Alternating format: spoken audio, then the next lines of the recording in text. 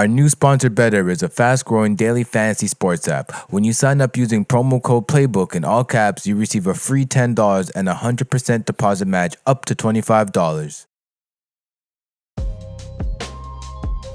Welcome to the NBA Hangout presented by Playbook Sports. I'm your host, Brandon. With me, as always, is Dave. Dave, how are you? I'm good, man. How are you? I'm doing great. We got trade rumors. We got a Game 7. First one in 9 years. We have trades that have happened. Not only rumors, we have trades that have actually happened. So in our little hiatus, we have a lot of things to talk about. How was your last couple of weeks in the basketball world? Really good. Yeah. The NBA Finals has been a lot of fun. Trades are a lot of fun, and we're ramping up to draft time next Wednesday. So also a lot of fun.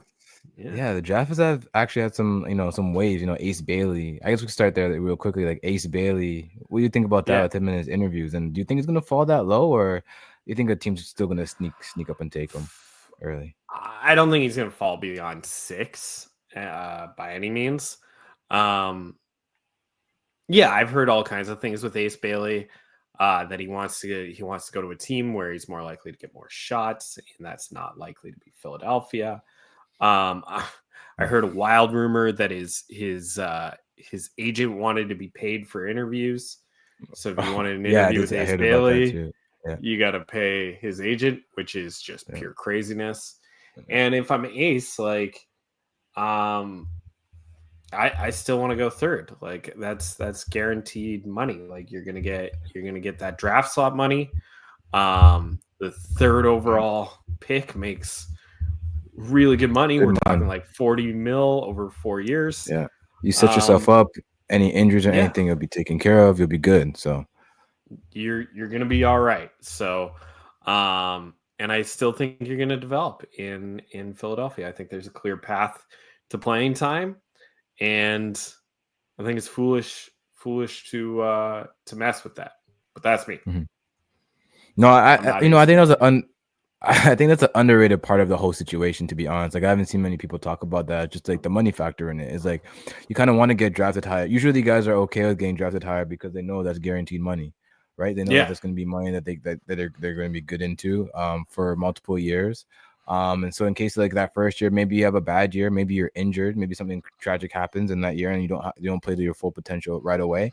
You have the security blanket, and I think that's going a little bit underrated. From what I've heard though, it seems like a lot of like, I think I'm with you that I think he's going to be picked, before the top 7, top 6, whatever. If the Raptors have a chance at him, I'm sure they'll take him. But I think what I've heard, like from what I'm hearing, it's like it's not bad things really. It's just he's just a little immature. He's a young guy. He plays into that more so than he's doing anything that's outrageously like super bad. It's just bad decision making more than anything, and just being like a little bit of a kid. Which happens with some of these young guys. Some of them, they turn out to be just fine, and some of them don't. But more times than not, if you're drafted to the right place, you're usually okay. Yeah, I think he's gonna be just fine. I think he's gonna develop normally. I don't know if he's gonna develop to be a superstar, and I don't know if any situation can develop into a superstar. Yeah. But he's got the potential. We'll see. Yeah, Ace Bailey. I still think his real name is cooler than Ace. His real name, his first name is Arius. Yeah, that's great. It's so rare. Yeah. Arius, Ariel, like anything in the air, man. Come on, you gotta use that. Would make great shoes, right? Yeah, but we have an exciting Game 7 to look forward to Sunday night, 8 p.m. Game 7, first one in 9 years since Golden State Warriors and Cavs, when Cavs made that historical comeback down 3-1 to win that first one for Cleveland. This year too, we're gonna have first time champions. We're gonna have OKC gonna be would be the first time for that organization to win a franchise since moving from Seattle, and Indiana as well. I think first time as the Indiana Pacers would they have won a championship if they are to win on Sunday. What are your overall thoughts on this series as it's progress and as we reach the end of it? Vastly more competitive than I thought it was going to be. Um, I, I'm rooting Pacers, but like, I thought OKC was going to walk this. I think more than anything, is fatigue becoming an issue with Oklahoma? Is It's hard this playing that style. that style? I mean, it seems like it's a whole team thing. Like in Game 6, SGA and Williams, like they got theirs. They were getting their buckets, but the rest of the team they just felt a half step behind. They weren't creating turnovers. They weren't hitting 3-pointers. They were running back on defense, but they weren't sprinting back on defense. Right. It's one more game. I'm sure nobody's going to be tired for it. It's Game 7, but it just seems like it's been a factor in this series. It's just fatigue. Yeah, a lot of basketball has been played. Yeah, a lot of from both these teams. OKC's coming off of a Game 7 against Denver, right? As well. So they've had a tough run to the finals here. Indiana Pacers have had some long 6-game series against some good competition. So I think at this point in the series they're feeling it. I think to add to that point, OKC had 21 turnovers in Game 6.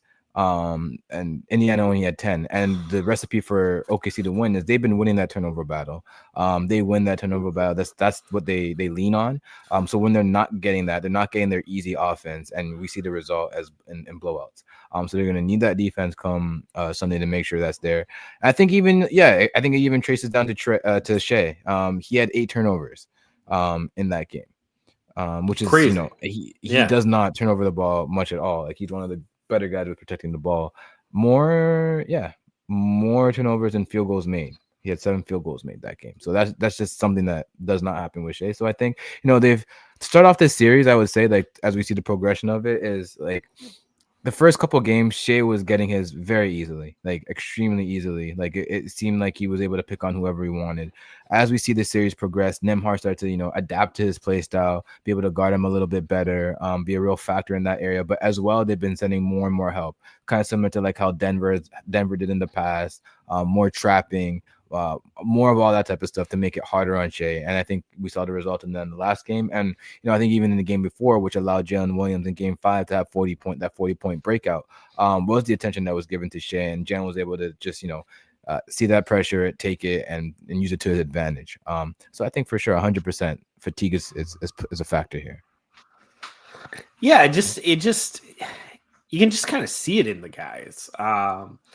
Whereas, Indiana continues to play 48-minute games, and they continue to run up and down the court, but they've just been conditioned to do it for so long. Weirdly enough, like in that Game 6, it just looked like Indiana just looked like Oklahoma City. Yeah, turnover the ball. Yeah, just creating turnovers, relentlessly attacking, and just hitting a lot of threes with like role players. You had like Obi Toppin had 20 points off the bench. Right. This is a guy that the New York Knicks just like literally gave away. Yeah, they were like, wow, we can't afford him. Yeah, you just take him. TJ McConnell, always bringing something. Like in the absence of Halliburton. Halliburton only played 22 minutes last night, which was good for him because he has that calf injuries that, if in any other circumstance, he's not playing through this. But because we're in the NBA Finals, he's playing through it. So the fact that TJ McConnell has been able to step up in the way that he has, and we see this throughout the season with TJ. Like a guy will go down. I don't know if we mentioned it in the last pod or pod before, but a guy will go down. He's one of my guys that I always pick up in fantasy because he'll just fill up the stat sheet with like steals and assists. And he usually shoots well from the field because he's not taking many threes. He's just shooting more or less mid-range or shots that he absolutely knows he can make. He's not taking anything. He's not taking bad shots. Like you're not going to catch TJ McConnell taking any bad shot. So he's one of those guys that can step up to the moment, but to do it in the NBA Finals and this type of moment is a whole nother level. And it's just mad respect for what he's able to bring to the table in this situation. You even have guys like Nemhard, touch about him on his defensive end, Neesmith, and just having that full collective effort. Because one of the big things we talked about going into this is the front court matchup. And Miles Turner has kind of faded in this. In the last game, Chet faded. So the front court matchup hasn't mattered all too much, and I think that played into Pacers into the Pacers play. Well, one of the weird things about the front court matchup is how little Oklahoma's playing Hartenstein. Yeah, they seem to be moving away from him quickly, and I don't know if it's just like he can't keep up with the pace of play, but like I kind of think Hartenstein's like a mobile guy. I kind of don't understand what they're doing with him. Like why they want to play such a small lineup. Is it just to match the speed? Yeah, I think it's to match the speed, because I think coming into this we talked about like if Indiana can play Hartenstein off the court and just have Chet out there, maybe they have a chance. And I think in game one that was shown, and I think since game one, Mark Daigneault has been a little bit hesitant to leave that out there too much, because it really got exposed in some of those games. Just what they were able to do is switching, and they have so many diverse attackers with Nemhard, Halliburton, Siakam, Neesmith, Benedict Mathurin when he's in there too. So like all those guys are just quick off the dribble. It's really only Miles Turner that's not really doing too much of that. Who Hartenstein can stay around, but they tend to run lots of picks and all that type of stuff to free up space, which it's not Hartenstein's strength in that. Which I thought they can play bigger, they can get more offensive rebounds, they could play more of a bruisier game to kind of offset that, but that just hasn't been the case. I think it's just worked better in the Pacers' favor to play down. I think in one of those games they had Siakam playing the 5, which we talked about. He's used to doing that with the Raptors anyway, so it's not foreign to him at all. Yeah. Siakam's been fantastic in this series, actually. Speaking of him, he's just like doing everything, just making great, smart decisions. And when, Oklahoma seems to be focusing too much on Halliburton. And so Halliburton's just out there just as a decoy. He's just running around, like just getting them to follow him around. And this is just freeing up Siakam to kind of do as he pleases. And it's nobody can really kind of like nobody can match up defensively perfectly with Siakam on Oklahoma. If anything, like Chet's not quite strong enough yet. And even like Williams, with all of his great length, like Siakam's just he's still smaller. He's just bigger than still smaller. And he's using that length, his length, to get what he wants. And then, flip it around, they put Siakam on JDub, and he just shut him right down. Like he just completely contained him.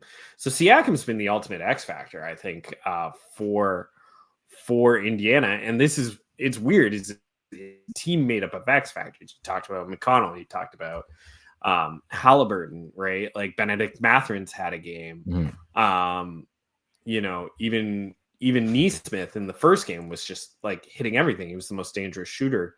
And so you've got a team, weirdly enough, who are sharing the X factor role, but throughout it, Siakam's been consistent and he's been fantastic for this team. And he's been great. Steal of an acquisition. They paid almost nothing for him. Yeah, like that trade is looking, I don't know. Yeah. Like I still kind of feel like they could have moved someone to free up everybody on that team. You know what I mean? Like they had those guys there, they had the pieces there. It wasn't cohesive. So they had to make a move, but I don't know. There could have been something else there to just keep them in that competitive space. And I think Raptors would have been a great playoff team, and especially in this, this Eastern Conference right now, there's no reason why they wouldn't have competed. They kept that core together, which is unfortunate. But he's been tremendous. Like, so I guess that leads me into my question here is if we're to choose a Finals MVP for each team, are we going Indiana? That's going to be Pascal Siakam, or are we going Halliburton for Indiana if they were to pull this off? I still think it's Halliburton. The game one shot, the playing through the injury. the fact that like when he's not right, like when he wasn't right in game 5, the team was just a dud. So he's still the engine, just like, flip it around. Shai's still the engine, despite how amazing, Jalen Williams has been. And it's still the Shai just Alexander show over there. So it's still the point guards, I think, on both teams. I think it's a point guard driven league this year, right? It's been bigs in the past. It was Embiid, it was Giannis, it was Jokic, but right now, the NBA is a point guards league, and Detroit is looking mighty good in the future. Yeah, they have one of the best up and coming ones. That's for sure. I think to add to that, I think I might lean Pascal if they're going to do a Finals MVP, because there's some of these games where his impact is just so immense on both sides. Like you mentioned, the way he was able to shut down JDub in Game 6. He's averaging 1.7 steals, 1.3 blocks. He's over 1 for both. Averaging 8 boards, 20 points, shooting 35 from 3, which is, if you're getting that from Pascal, then he's doing quite well. So I think overall, but I do understand the point that you're making too, that this team does not function if it's not for Tyrese. Like they live and die by him and what he's able to create for them. And part of the reason why they're able to play a Hartenstein off the court is because of Tyrese's effectiveness on those pick and rolls and what he's able to do in space against bigger guys and just break guys down. Even if he's not scoring the basket, he's still creating for his other guys and getting guys clean looks. I know there's that graphic that's been going around that of Tyrese, all the shots that he's made, and basically everything's going right. Everything. He hasn't done anything going left. But we find these flaws in players when we're having like this microscope on them and like these heightened moments. But does it matter? Like, I don't think it really matters at this point. He's able to get to the finals doing this way, playing this way. We know he's a right-handed dominant guy. He's looking to get to his right. It's no different than James Harden trying to get to his left. We know he's trying to get to his left. You can't stop him from getting there. It doesn't matter. it really does not matter. So I think with Tyrese, it's something similar like that. It's like he might wax and wane during these games. Like he's shooting actually worse from 3 than Pascal is right now at 31%. So it's high variance, especially due to his injury and what you're going to get out of him. And you just hope for this one Game 7 that you get the best version, the last best version of him that you can. I still might lean Pascal for that Finals MVP. Jalen Williams does make a very strong case. I would lean Shai.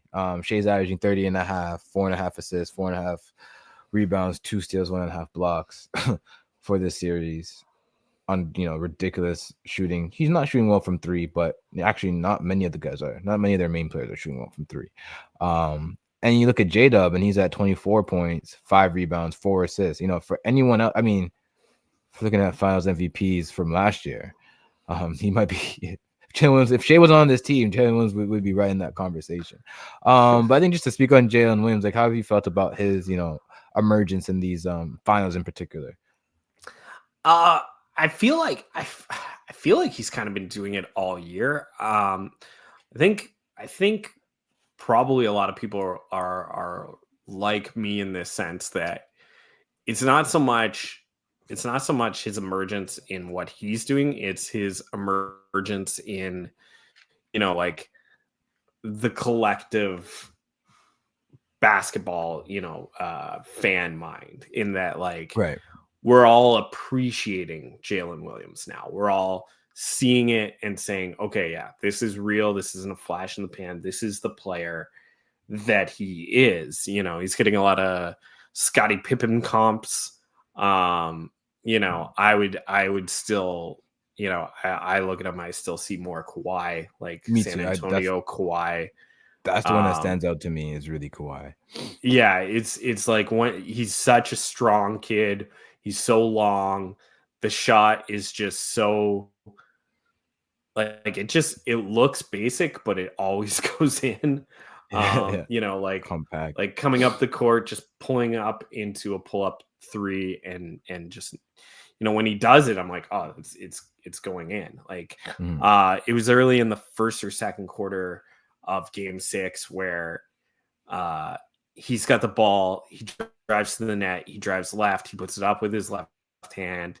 He's barely even like looking at the hoop. He's like being pushed so far away from the net, and he goes high off the board, and it just goes in like no problem. Just like completely textbook. And at that point, I'm like, oh, this is gonna be an Oklahoma City game. Like, look at these shots that they're making. Look at these shots. Yeah, I saw it. Like, in the first quarter, I'm like, this is a series. Yeah, this is it. This is how it's going. And somehow the Pacers pull it off, and somehow they contain Williams and SGA. And I don't know how they did it. I honestly like watched that whole game 6, and I'm like, I don't understand how this happened. That dark magic, man. It's effective. It's really effective. Yeah. Power of friendship, as they call it too. But yeah, Jalen Williams, I think the thing that sticks out to me, for me, the Kawhi comps, but the way that he can attack the basket and get to the basket, and when you have two guys like that, like a lot of teams have been looking for just one. They'd be okay if they have one guy who could just attack the basket like that. He have been looking for that guy for a while. Even when they had Jimmy, they wanted a guy that can attack the basket in that way. Just relentless getting to the basket. And when Shai and Jalen Williams are doing that, it's so hard to defend and so hard to get out to rotate to their shooters too when their shooters are hitting. If Kaysen's hitting, if Caruso's hitting, if these guys are hitting, their attacks at the rim just become even more deadly. Which is crazy development that we're probably going to see for years to come. Like, this is just the first iteration of this trio. Really, we'll see if Chet holds on to be part of this trio. I don't know. He might be the odd man out at this point, but he should be there. Like, he's the youngest, I want to say, out of the three. So, we see how that develops. But yeah, the Jalen Williams and the Shai stuff has been quite impressive. Any other thoughts on this series before we talk about maybe the playoffs as a whole? No, this is just one of those gifts that keeps on giving.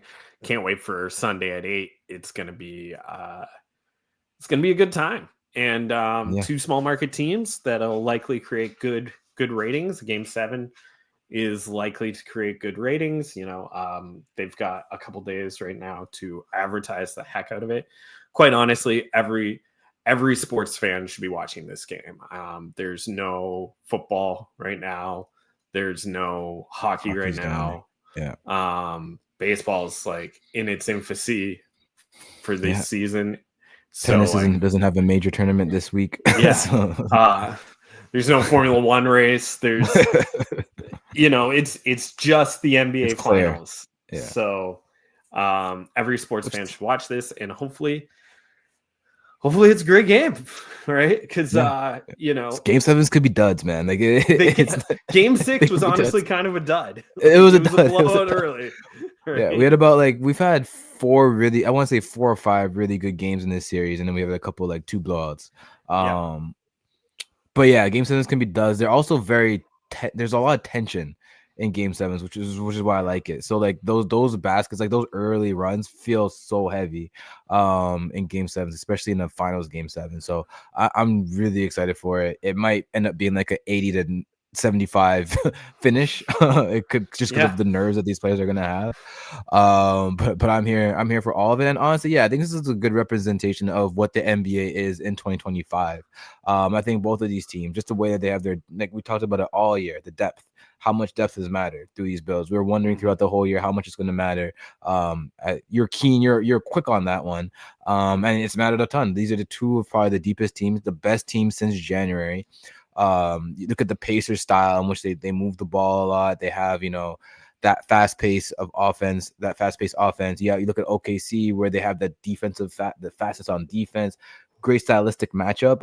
I think we got a really big treat for these finals, and if for any basketball fan, this has been a really good one, and I think this is a good one to broadcast to the world in a Game 7, and hopefully it delivers. And I think these are some of those teams that I'm a Raptors fan, you're a Heat fan, so these are neither of our number 1 teams, but I would say that a lot of people are keeping Oklahoma as that second team that they've been paying attention to. Pacers have just been you've known me for a while. I've just kind of always dug the Pacers for no particular reason. And if you weren't even before, you have this run as like this Cinderella-esque run. Maybe less than Cinderella, but like this terrific run. Like they're still like a top seed. But they weren't like last year in the NBA Cup, in their run to the conference finals. Like they've been a fun team. They're up for competition always. So to see this type of run from this team that maybe people didn't think can do a run like this, it gravitates people. It brings people together to want to root for this team. It's fun seeing all those stars, all the Indiana, the former Pacers, like Artest being there, Reggie Miller being there, like just seeing some of these guys. Buddy. Yeah, I'm sorry, Meta World Peace. He's all about peace. Seeing those guys there and show their face and just showing support for the Indiana crew has been fun. Has been fun on both sides, and which is a larger theme of these playoffs. I think this playoffs in general has been one of the best ones that I've seen in recent memory. I know there's a while back where like Golden State went through like the Spurs and stuff like that. OKC went through the Spurs. You had like the Dallas one in 2011 where they went through basically every good team to get there. And on the other side, the Heat were going through some like tough Bulls teams, some tough Pacers teams, tough Boston teams. So you had like those playoffs. But I think these playoffs in their own way, again, 2025 way, which is so much fun. We had like 6 or 7 game winners throughout all this. Some of them were series enders. We just had lots of like game-winning dunk. A game-winning dunk, game-winning putback. A game-winning putback that they could hardly tell if it was in them time. Like it was. We just had some crazy things that I haven't seen before that just does not happen. So, what are just like your overall thoughts of the playoffs this year? I mean, the thing that sticks out to me is the physicality of this year's playoffs. I think it was sometime last year that the NBA kind of like put out a note to their reffing staff and was like, okay, guys, we're gonna like loosen up. We're gonna let these guys like play a little tougher. And I mean, the culmination has been in this playoffs, and it's been fantastic. And I wouldn't suggest necessarily like that it's leading to injury or anything by just playing a harder, more physical style. I don't think that's what's causing any of the injuries this year necessarily. But it's certainly created a much more in your face product, if you will. Like, you watch it and you know it's the playoffs, right? Like a lot of teams did not like each other this year too, which added to that feel. We had that Golden State Houston series, which many may have forgotten by now. It was like early on at this point where they're just like throwing bodies around every 2 seconds. There was like a fight every 2 seconds. Same thing with like the Detroit, New York one. There's like, it was very physical, like a lot of people in their face. A lot of these series had that. Even in the Denver series, it got testy. Minnesota had the series too, where it got very testy. People were in each other's face. Yeah, I think the intensity just came back in the playoffs in a way that it didn't in previous years, and it was just a lot of fun to watch. Like I think almost every night that the playoffs happened, you would have a story the next day to talk about with whoever. You had that cool, what's it called, like that cooler talk they would have at work. Water cooler talk. Yeah, water cooler talk. Where you could just have like these moments, like viral moments that would happen on social media or whatever it may be that you were able to talk about, whether it be a game winner, some altercation, some just physical game. This playoffs kind of delivered it all on that aspect. I would want to say. Absolutely. Like, we didn't even talk about James Johnson getting ejected because he's ready to fight a guy. For like 3 minutes. He's been in the game for like 3 minutes. He's walking up and down the court. I kept watching him. I'm like, man, that guy is 38 because I'm 39 and I know exactly how he feels. like, you want me to run? You want me to run something? This is bizarre. This is crazy. You know how old I am? Yeah, I'm here to just be a veteran. Thrown out. I'm here to fight guys. Like, anybody want to fight? Like. It reminds me of like UD. I think there's a game like it was last year, like 2 years before he was about to retire, where like he got in with like Dwight Howard in like 2 minutes of playing time and got thrown out. It's like, what do you do? Like, what's going on? Never changed. I did my job, made my $2 million right there. Going home. Yeah. Going home for the year. Yeah, let me stay healthy. Man. Yeah, great. It's been a good playoffs. What do you think so far? No, like I said, I absolutely loved it. Like I've like even the New York stuff. Like there's just been stuff all around that's just been just fun to track, fun to watch. Lots of stylistic matchups too that we got to see. I thought the Indiana and the New York one was another fun matchup. Like I said, this one that we have here, Denver and OKC was another fun matchup. Golden State Warriors and Houston was a really fun one too. Just seeing how that would play out, and you had the injury drama with Jimmy going out early, coming back, then Curry went out, and you had that whole question mark there. Just stylistically, you had Boston going out early. Great what if with Tatum. You have a what if with Tatum. Hurt. Because they were, it looked like the Knicks were pulling away with that game, but you never know. Tatum had like 30 something that game. He was having one of his best games, so you don't know what would have happened going down the stretch in that one. So, just lots of fun. And I think with the fun, we're paired it with some off-season fun as well. We've already started. I think we'll start there. We've already started with some off-season fun with the Magic. They shot their shot all right, and they went and got Desmond Bane from the Grizzlies in a completely unexpected trade that happened last Sunday, where the Magic get Desmond Bane. They give up Cole Anthony, KCP, 4 first-round picks, the 16th pick this year, unprotected 2026, unprotected 2028, and 2030, and 1 2029 first-round swap. And that 2026 is also includes swap rights from Phoenix or Washington, which may be the most valuable trade. Draft pick of the trade. Yeah. Yeah, it's a price. It's a pricey price.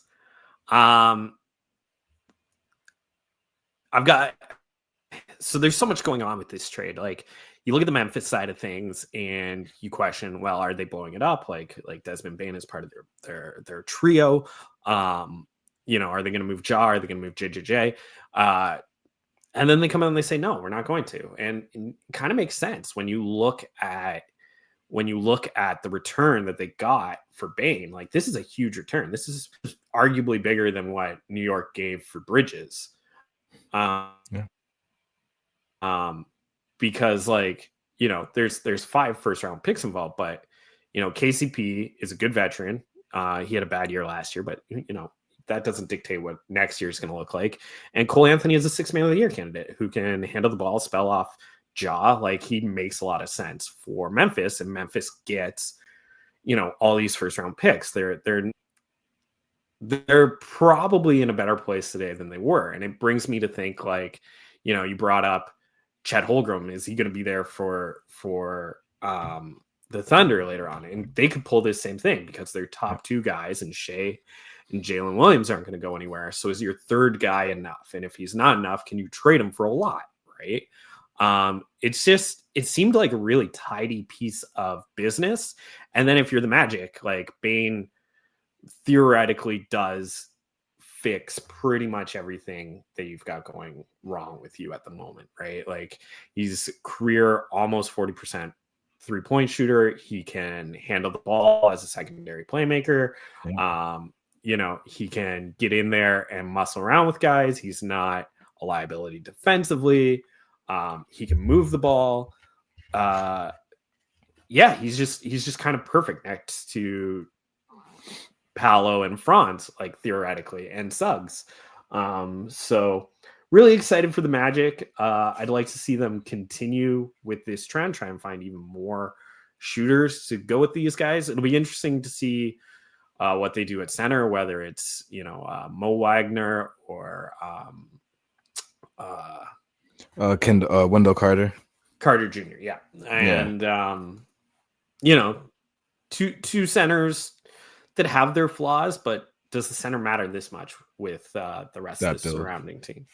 I kind of like it, but I also kind of don't like this, like, you want to trade for a guy, you're giving up 5 first-round picks. Like, if you don't have the 5 first-round picks, you don't even get to trade for a guy. It kind of like makes even more sense when you look at what Indiana did in the middle of the finals, trading away their first this year for their first next year so that they can have 4 tradable first-round picks.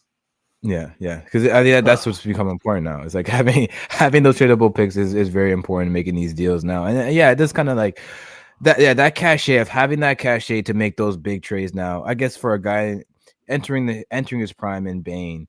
I guess that just seems to be the price. Mikal Bridges, Rudy Gobert, like that just seems to be what it is if you want to get a guy of that age these days to fit into your team. I when I first saw the trade, I was taken aback. Like I thought it was my initial thought was like this is too much. Like 5 picks, what are we doing? Yeah. But then you take it in, and then I really took it in, and it's like, okay, 4 of those picks aren't going to be much because you're anticipating the Magic are going to be good now. You're expecting to be good. Yeah.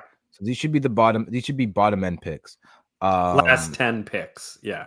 Yes. So that shouldn't hurt you too much. You still have your seconds. Seconds are still worse stuff in this new CBA. So that's not terrible. KCP and Cole Anthony. KCP wasn't working out. You need sort of a playmaker alongside KCP to really bring out his game, like we saw him with Jokic and we saw him with LeBron. Like that seems to be his best years. When you have an elite playmaker, he's able to feed off that quite nicely. He knows how to play off it well, which is a skill in itself. Which he'll be with Ja, so I'm not too concerned there. He might actually have a better year in Memphis. And then you look at Cole Anthony, like you said, you have a 6 Man of the Year candidate. He'll be fine with Scottie Pippen Jr. for like some of those backup minutes, but Scottie's still more of that pure point guard than Cole Anthony is. Cole Anthony is totally your microwave bucket getter, Jamal Crawford type player. So I think that's fine. And you get those picks. And I thought the interesting thing was, yes, they're not looking to blow it up. A lot of people, I think even myself, jump to be like, okay, are they just like throwing everything away now? But it's like, no. We talked about it in the finals. We have 2 teams that are extremely deep. To get that extreme depth, you're gonna have to not have this 3-star build. And Memphis was kind of operating with this 3-star build. They've been treating those 3 guys as 3 stars, and I don't know if that's how they should have been operating. And clearly, they didn't think that's how they should be operating anymore either. With the way that they ended this year, they need that depth in case Ja gets hurt, in case JJJ gets hurt. They need the depth. They need those players. So I think this is a great move for them in that sense to, okay, we're going to offload a guy that we really like. We've developed him. We've brought him up. It's going to suck. It's going to sting when to get rid of him. But what we're getting in return and what we can get later on to really fill out this roster and build it properly around Ja and JJJ, I think you'll be better off in the long run. You should be if you play your cards right. You might not find someone as good as Bane, but you can find a lot of pieces that make it work. Which is just as important. Yeah. It's like the fit makes so much sense for me. KCP and Cole Anthony and some picks make sense for me. It's just 5 first-round picks is still heavy, especially for a player who's never been named to an all-star team, who's never been an all-NBA. Like great player, put up great numbers. It's gonna makes perfect sense, but I don't know. I think I would have been way more comfortable with like 3 first. If it was 3 in a swap, I think this would have been perfect. Yeah. Perfect for Magic. I didn't talk about the fit. So like the fit on the Magic side, I think that's perfect fit. I think they paid that price because of the fit. I don't think there's a player that would fit better next to those guys and could do what Bane did. Like I think that was the ideal fit, which is why they went and paid that price. I know they were looking at Simons from Portland as well. Like that was one of the guys I think it was an option for them. They probably would have been okay with like a Tyler Hero. I think so. This was like their train of thought that they're going through. Tyler's probably not attainable at this point. I mean, if they offered 4 firsts, maybe he would have been. but Bane, I think, is a good mold for that core. You have Suggs, you have Franz, you have Paolo. I think for that core there, that's an elite 4 in the East. I think that could really make some noise. They fell short this year.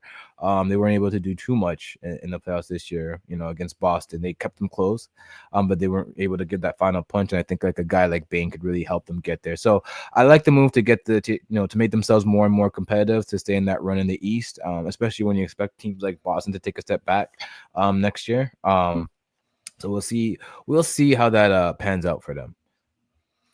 Yeah, it's they certainly have an opportunity to finish top 4, top 3 in the East. For sure. You still expect Cleveland and Indiana to be quite good next year. Yeah.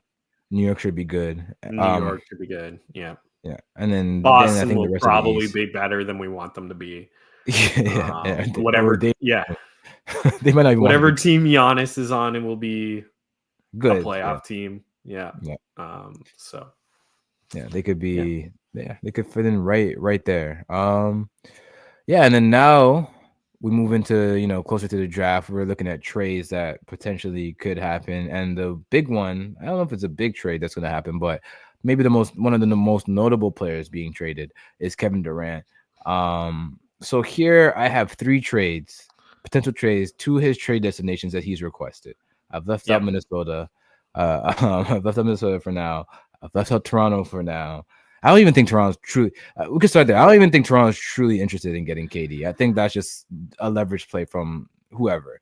I think Toronto understands that like the mix of guys they have isn't quite perfect. There's too many overlap skills, and they're looking to change, and they want people to consider them for any trade Yeah, at this exactly. moment, right? Like if I was Toronto, I'd probably be trying to trade like RJ for like Jaden Ivey. Just get a little bit more Just to point see. guard, Yeah. a little bit more outside shooting, a little bit more ball handling, where while giving up like a professional scorer, right? Yeah. So like RJ would look good next to Cade Cunningham. I think he would too. Yeah.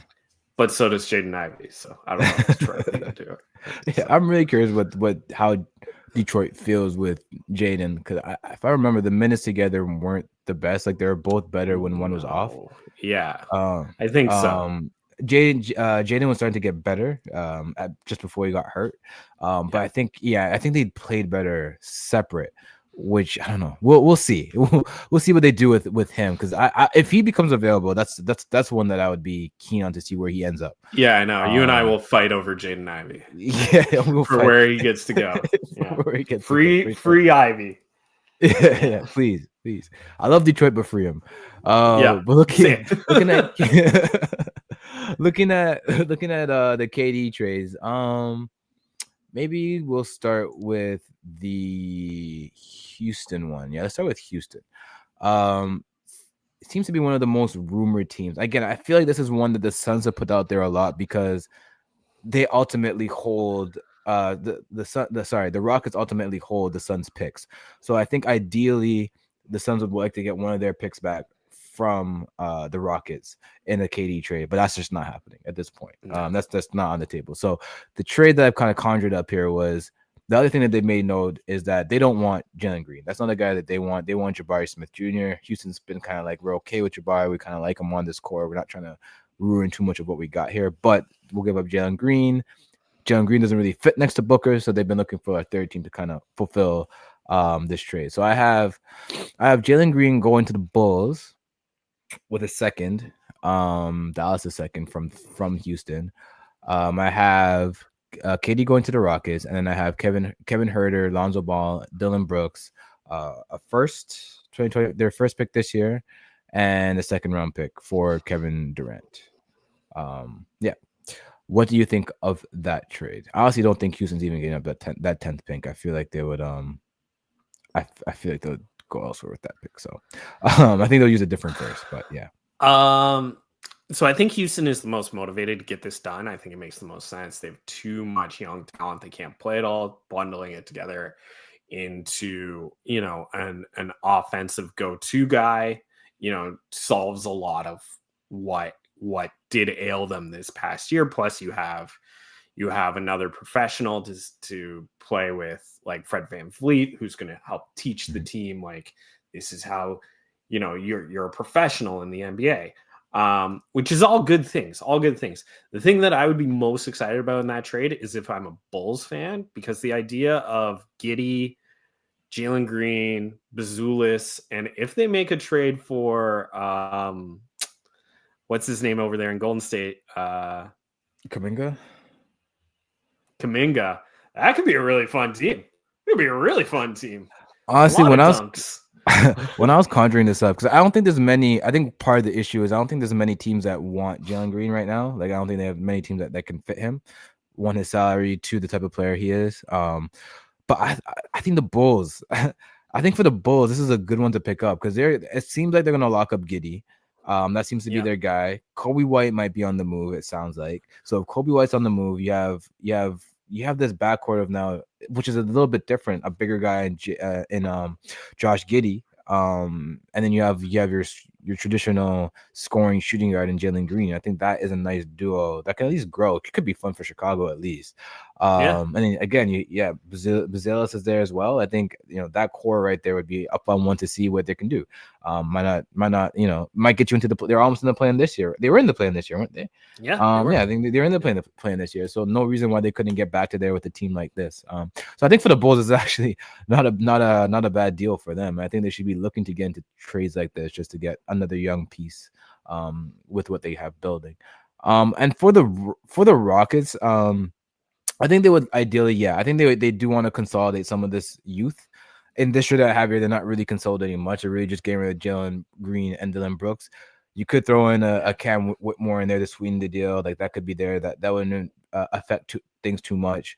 You could do other things. They've said they don't want to give up Tyree Eason. They don't want to give up Jabari. So I don't know where they're really getting their consolidation. They don't give up Reed Shepherd. Yeah, they don't want to give it. So I don't know where they're going to get this consolidation, but it does have to come at some point. What that tells me is they're just not willing to do that for this player. I think for a Jaylen Brown, I think for other players that might Trey Murphy, I think for like those type of players, I think that's on the table. But I think just for Kevin Durant, they're not willing to kind of go there yet and go into their asset depth just as yet. And that's simply because Kevin Durant's 37. Yeah, like he's still putting up crazy numbers, but he's 37. Still putting up crazy. But exactly, like if this was 31-year-old Kevin Durant, everyone would be like, who do you want? Yeah, they're all available, right? Just like if Milwaukee calls anybody and is like, okay, what will you give us for Giannis? Who's going to be like, are the Raptors going to be like, nah, Scotty Barnes? No, like, sorry. No. Like, Giannis, everyone's life for Giannis? Table. No, we can't do it, right? Yeah. Everyone will be on the table. So I think they're just waiting. Everyone's on the table. Yeah. I think the Rockets are really waiting for that opportunity and don't want to miss that shot by giving up too much in the Kevin Durant trade, because you got to factor in his salary too. He's going to be looking to extend as well. So that's 2 years extra that you're going to be locked into. And that means that's probably 2 years you can't add that third star. So you got to make sure you keep your youth and you keep some other guys on a cheaper payroll to make that all kind of work. Which, they can do that. But we'll see if they ultimately, we'll see if they ultimately pull the trigger. Keeping West, we'll look at the Spurs, which the Spurs and the Heat are the other two teams I have here, right? Because those are the two teams that he's requested to go to, and which he's so far successfully scared off every other team from trading from so far. So, the Spurs and the Heat are interesting in the sense that they can both offer a bit of cap relief to a team that desperately needs it. The Heat can actually get them out of the second apron if they trade him Duncan Robinson, because he has an early termination on his contract. So when he's traded, they can just immediately waive him, and then 20 mil just off the books. And that will bring them under the second apron, which is, extremely, since they made that Beal trade, they've been hampered. They've been in that repeater tax for multiple years. This is a way for them to get under it in an easy move on the Heat side. But we'll stay same similar with the Spurs, is that they can just offer cap relief. Like I have a trade mocked up here where it's Devin Vassell, Keldon Johnson, and the 14th pick for Kevin Durant. Simple trade, easy, can get it done. And they'll save 10. The Spurs will save. Sorry, the Suns would save 10 million in cap space with that trade like that, which will immensely help them from where they're coming from as well. And this could either be Keldon Johnson, this could be Harrison Barnes, which isn't expiring. So if they prioritize it expiring, they can go Harrison Barnes. If they're looking for more of a player that can help them right now, then they can go Keldon Johnson. I know the Suns want more. They want, we talked about with Houston, they want Jabari, they want some of these other pieces. I think with the Spurs, they want Shohan, they want Castle, they want one of those guys. But I think Spurs, like Houston, are looking for a younger star to really throw all those chips at. Yeah, it's like what the Suns want for Durant and what's like reasonable are probably two different things. I think the trades that you've come up with are fairly reasonable. I was listening to the Bill Simmons podcast like a week or two ago, and he just made the suggestion that like he wouldn't be surprised if the trade for Durant to San Antonio is already done and they're just waiting until after the NBA Finals to announce it. And I wouldn't be surprised either, because it seems so easy. It seems so simple. Super easy. I think that the Spurs have done a really good job of surrounding Victor with players who want to be there, that they can get at a good rate. Like Fox was a good rate. Castle was a good pick. Holding on to the second pick and taking Dylan Harper is just going to make sense. Like, it just, I mean, obviously it's another, like, because I'm point guard pilled right now. I want the Raptors to find, like, a great point guard, and I wanted them to trade up for that second pick, but I don't think it's going anywhere. I think the Spurs are just on it, and they're making good decisions, and they're shopping,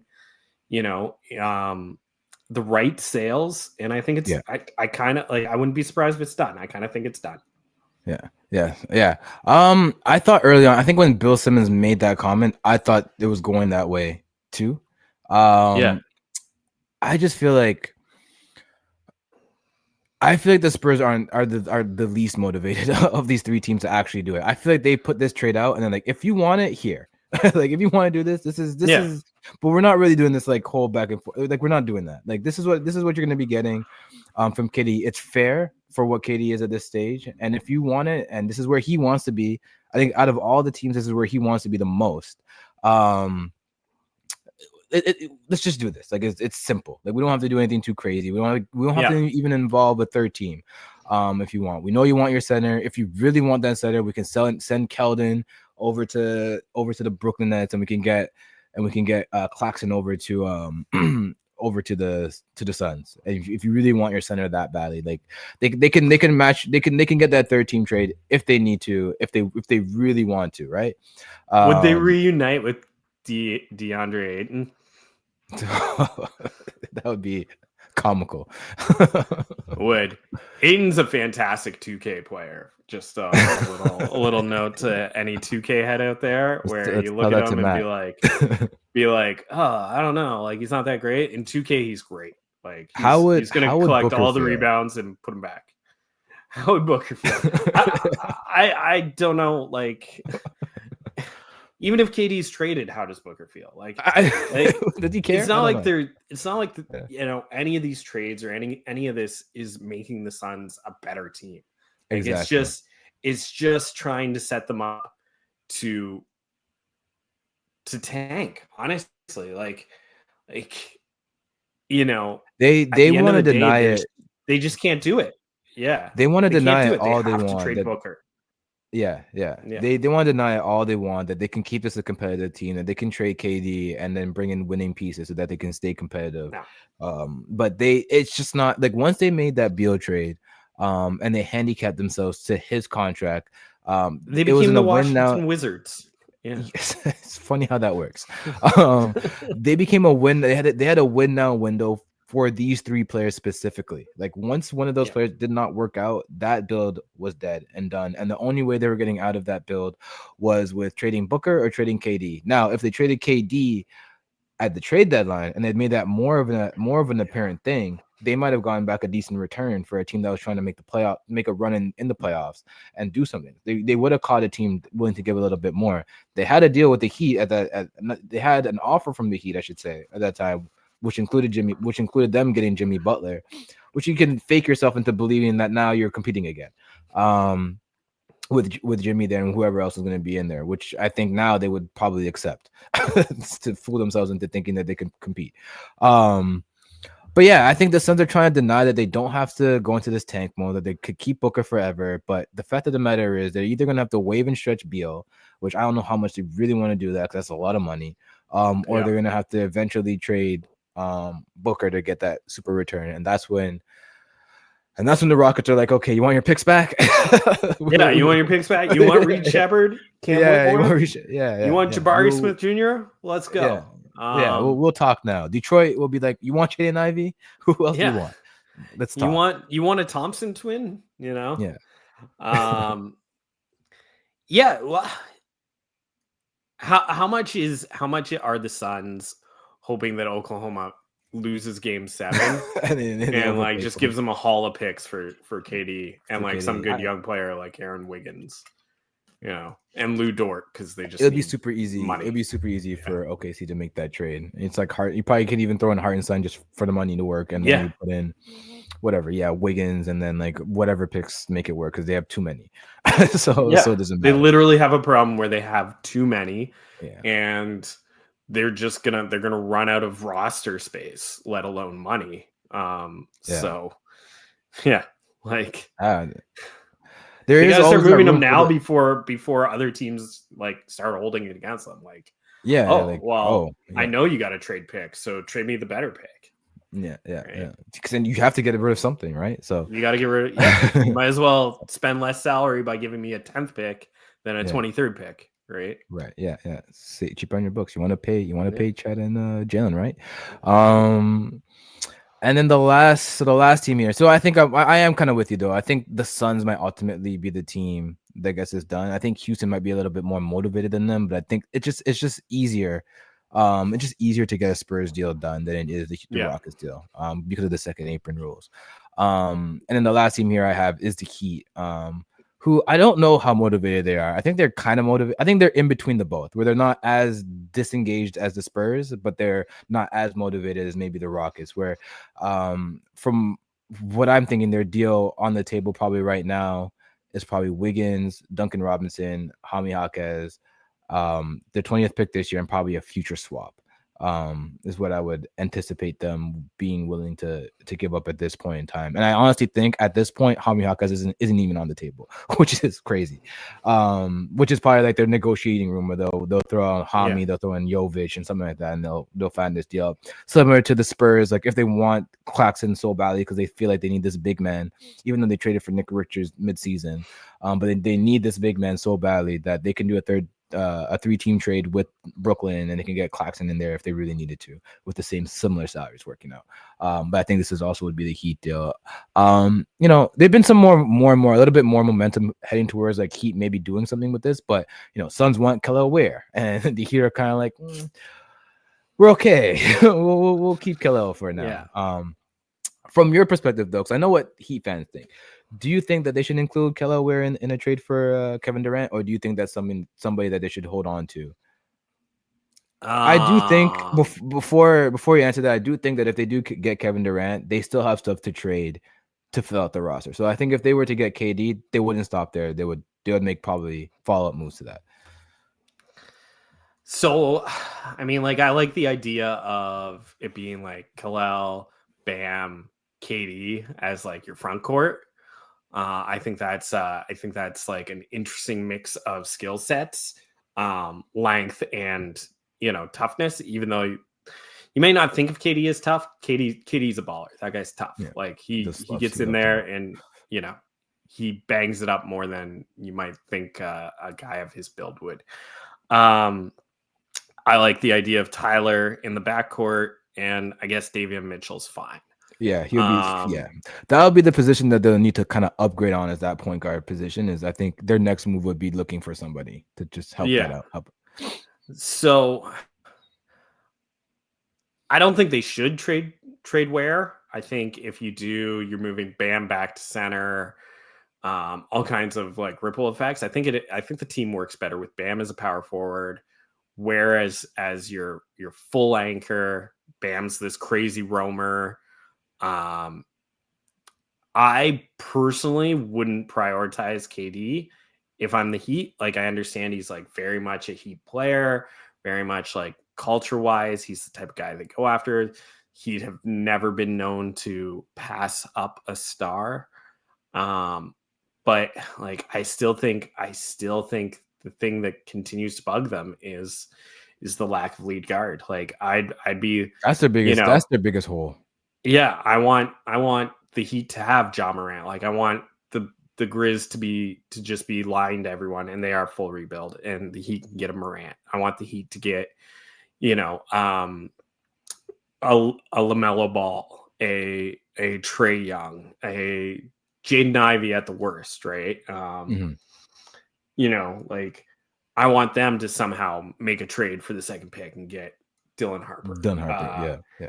just because I think that's going to be more impactful for the Heat than like a I think so Kevin too. Durant, right? Like you can get a player who's less talented than Kevin Durant, but is like a good Fits point better. guard, and I think it's going to change the Heat more than getting Durant. I think I'm with you there too. I think they should hold on this. Like, if this is your offer, like the Wiggins, Duncan, one of Hami and Jovic and a pick, keep it at that. Take it or leave it. Because if you do that, you still have the cachet to go out and make another move and do that. If Yeah. it becomes anything more than this, I'm not super into that, into doing that deal. You just got off of an injury-ridden older guy with Jimmy Butler, and you're gonna, attach yourself to another one, albeit only for like 3 years, and contracts will line up with Bam, so it'll be nice to like, you can make your next move at that point too in like 3 years time. But I'm with you with the sense that like when that Magic news hit and they made that trade for Bane, I was looking all over to see, okay, is Ja truly available? If he is, abandon this KD stuff and offer everything you can to get Ja into Miami, because that would be a lot more impactful, especially for specifically for Bam and Keller. You have two bigs now who would use a lead guard in that way. Tyler's good, but he's not a lead guard. He's a guard. Yeah. He's a shooting guard who can play make at times. He's not a point guard first. Ja's a point guard first. They need one of those guys to really set the tempo for them. I think I'm with you there. I think he will stay active in these conversations because they love KD. Spo loves KD. KD loves Spo. KD loves Bam. So that there's that connection there. So they're gonna stay in it for those reasons. But I don't think they need to be as in it as as they may feel they need to be as this team that always has to get their star. But yeah, I think they could pass on this if they really wanted to. Yeah, I think so. And I think that's why you're hearing a lot of noise from the Suns being like, they're playing chicken with all these teams, somebody's going to have to step up and like make the offer. But I think right now, everybody they kind of know what Kevin Durant is at this point in his career, and nobody's willing to go over the top for that player. They want that player. A lot of teams want that player. They're just going to say, this is our price. Take it or leave it. Please inform us as soon as possible so that we can continue to make plans. Yeah. If it's not going to be Kevin, Yeah. Suns, I think, made that mistake of also announcing to the world that they can't keep him anymore. They just announced it for no reason. Like they just told everybody, we cannot keep Kevin Durant no more. We are going to trade him. And by the way, we're also having we want him gone by draft night. Not only are we going to trade him, but we have a deadline on this trade. I think they give themselves no favors by doing that, and they've completely limited their marketing in that sense to the point where even a Minnesota who might have been somewhat interested in him are just like, like we don't have to do this. Yeah. And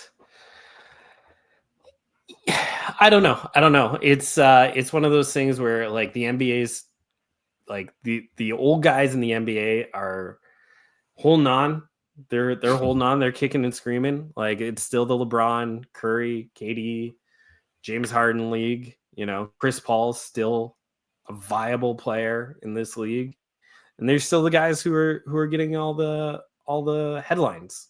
The era of the big is almost come and gone behind these guys, right? Your Jokic, Giannis, Embiid era is almost come and gone, and now we're like into this new Halliburton, Shea, and Cade, Cooper Flag, right? Like this new era is like these guys have hung on so long and been so prolific that they hit an entire era. Yeah, no, it kind of. I'm gonna throw it. I don't know how many tennis people we have here, but I'm gonna throw it into tennis where it's like you had the big three of Djokovic, Nadal, and Federer, and they kind of just lasted their generation. They outlasted all their generation. Then the Medvedev, Felix generation, Tsitsipas, Zverev, outlasted them, and now they kind of just all retiring out now with this like Carlos Alcaraz, Sinner generation. They just like. Yeah, similar to like these guys in with LeBron and them. They just kind of like outlasted like that, which I think was a good thing. For whatever reason, that generation of player wasn't the most exciting to the fans. Okay, yeah. In tennis, similar. Like that generation just didn't provide that same excitement that we're getting now from like Carlos Alcaraz and Yannick Sinner and whoever else, Runer at the odd time, like all these up and coming guys. I think that generation right under LeBron, when you look at like the Tatum, Ben Simmons, all these guys, like they just kind of, Fultz was supposed to be a guy, like Donovan Mitchell, like all like they kind of they weren't as exciting as the generation that was before them. I guess that happens sometimes, and I think now we're back into a generation where there's a lot more excitement again. I think so. I think it's the health of basketball is in a really good place, despite I think so. Like a pullback on viewership numbers. But there's been a pullback on viewership numbers on everything since the pandemic. So it's just, especially on cable. It's just a course correction. Yeah. People don't watch cable as much anymore. It's all,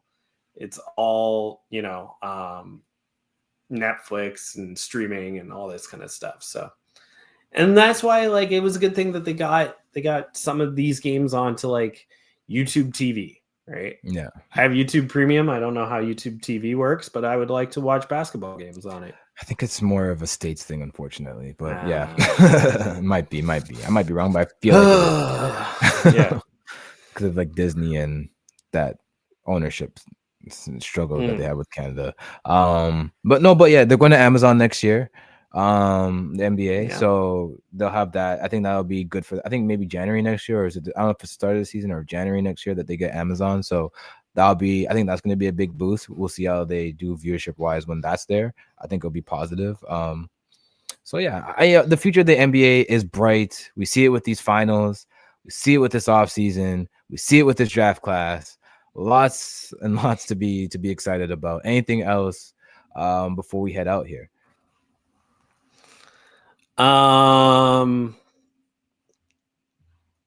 Just we were mentioning there's really nothing else to watch this weekend. Well, the WNBA is on, and WNBA is, and it's going. It's full swing. Fierce. Yeah. So watch a WNBA game here or there, and go Toronto Tempo when they actually show up. When they're here, I'm seeing the swag, and it's like I'm trying to get less and less like logoed stuff. And I'm seeing this Toronto Tempo stuff, and I'm like, actually, that would be pretty badass. That colorway is too good. Colorway too good, and it's similar to your Pacers. It is, yeah, yeah. So I think they got you there. This has been a it's good the acceptable way I can wear Pacers gear in Toronto. Yeah, the way you can pull it off. This has been a great episode of the NBA Hangout presented by Playbook Sports. You can follow us at the NBA Hangout on Twitter. You can follow on Instagram. You can follow me at BJY93_. You can follow Dave here every week. Thank y'all for hanging out with us. Follow us on YouTube, all that stuff. Peace.